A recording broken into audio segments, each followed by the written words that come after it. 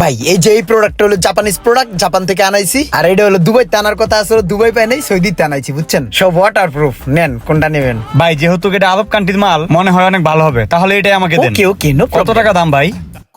আরে ভাই দাম লয়ে এত টেনশন করেন কে? আপনি আমার ভাই না, আপনি আমার কাছে চাইছেন না।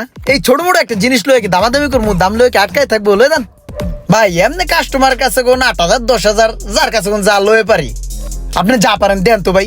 আপনার লগে আমার অন্য ধরনের একটা ইয়া হয়ে গেছে, দেন। ভাই 8,000 না 10,000 না, আমি আপনারে 6,000 টাকা দিলাম, এটা আপনি রাখেন। আরে ভাই লস লস হয়ে যায়, ঠিক আছে তাহলে আসি, হ্যাঁ। ওকে।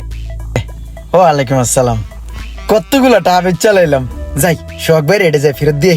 বেশি টাকা দেখলে কি না কি কয়, আমার টাকাটা আগে পকেটে ঢুকাইলই, তারপরে চিকনে সোহাগ ভাইয়ের দামটা দিয়ে দিই মস্ত কইরা। আরে ভাই রে ভাই, এমন কাস্টমার মাথাটা যে ঠান্ডা রাখছি কিভাবে এটাই তো আমি বুঝতেছি না। ওর লগে তো ঘুষাঘুষি বাজে গেছিল ওই